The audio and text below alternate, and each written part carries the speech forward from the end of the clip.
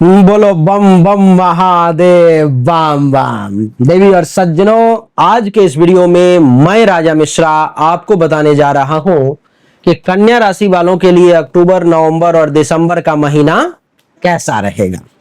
अब आप देखो कि कन्या राशि वालों के लिए 16 सितंबर से लेकर 17 अक्टूबर तक सूर्य कुंडली के प्रथम भाव में है, नहीं, और 17 अक्टूबर से 16 नवंबर तक सूर्य कुंडली के दूसरे भाव में है, नहीं, और 16 नवंबर से 15 दिसंबर तक सूर्य कुंडली के तीसरे भाव में वृश्चिक राशि में है। तो देवी और सज्जनों, और 15 दिसंबर के बाद सूर्य कुंडली के चौथे भाव में है। तो इसका क्या प्रभाव आपके ऊपर में होगा, किस मामले में आपके लिए अच्छा और किस मामले में आपके लिए बुरा रिजल्ट देगा, इस विषय पर मैं आज के इस वीडियो में हमारी मूल रूप से चर्चा होने वाली है। बड़ा संक्षिप्त में प्रयास करूंगा कि आपको जानकारी दूं,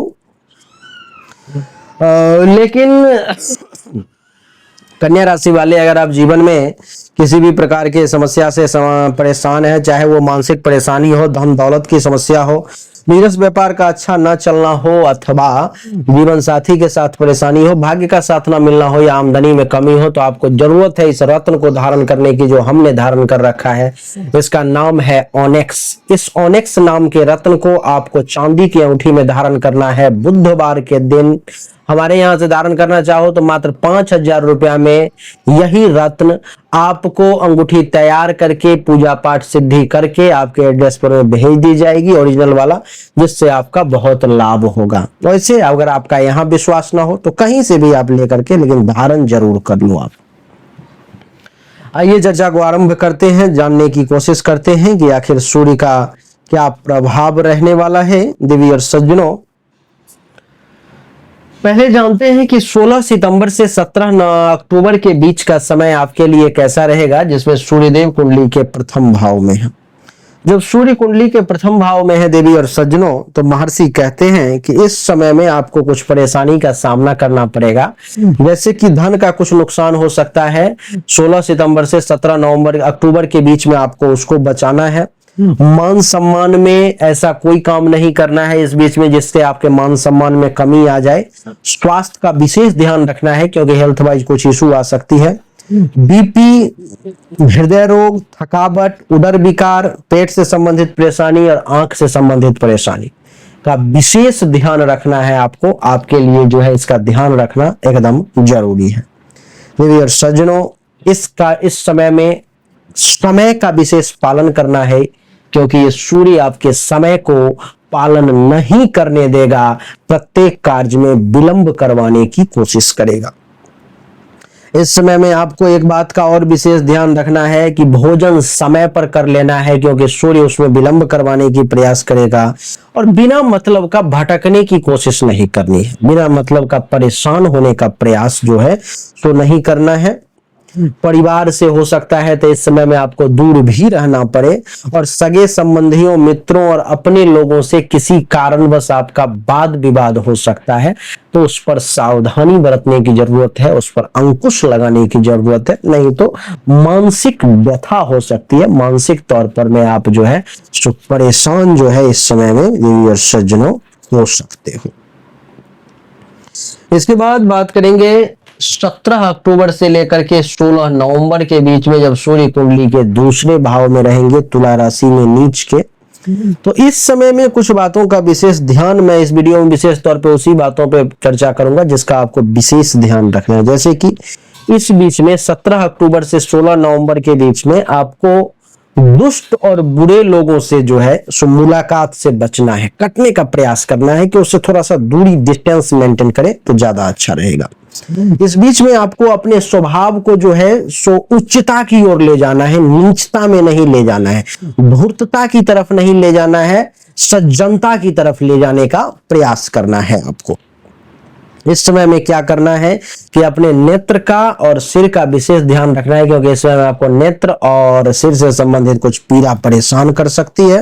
व्यापार और धन संपत्ति का कुछ नुकसान हो सकता है, उसका विशेष ध्यान रखना है। दोस्तों और सगे संबंधियों से किसी बात को लेकर के वाद विवाद हो सकता है, उसका भी थोड़ा विशेष ध्यान रखना है। और बहुत ज्यादा सुख की अभिलाषा रखना भी ठीक नहीं है।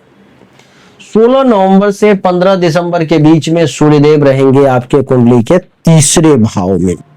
इस समय में देवी और सज्जनों किसी प्रकार का कोई बीमारी जो आपको परेशान कर रही है, उन सब से मुक्ति मिलने का योग है, उन सब से जो है सो आपको राहत मिलेगा।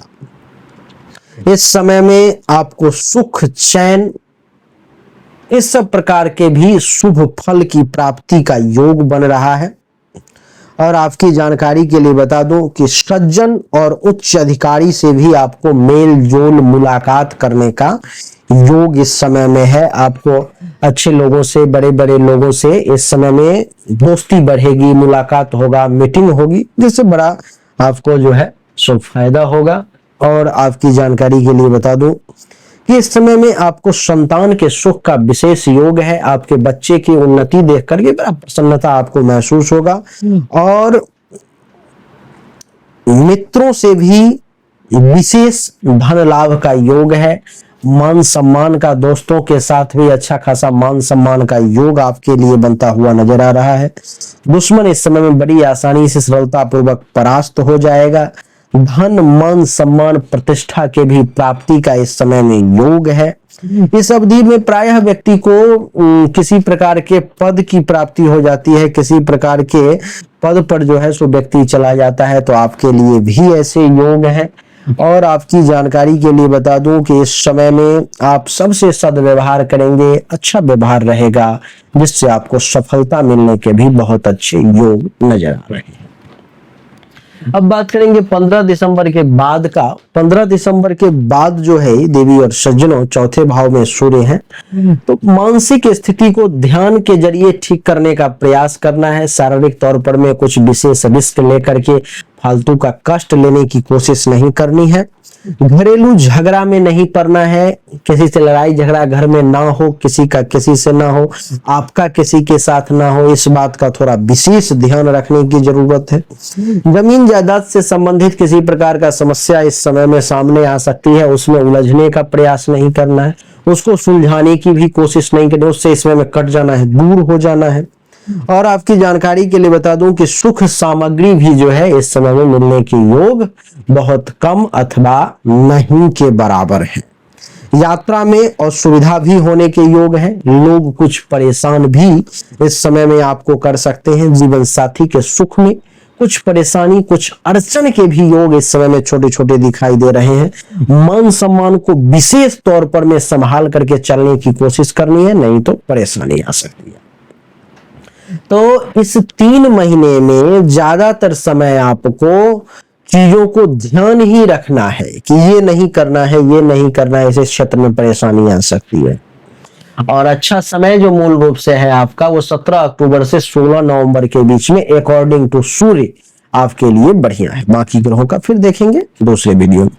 तो उम्मीद करता हूं कि ये छोटा सा वीडियो आपको अच्छा लगा होगा, पसंद आया होगा।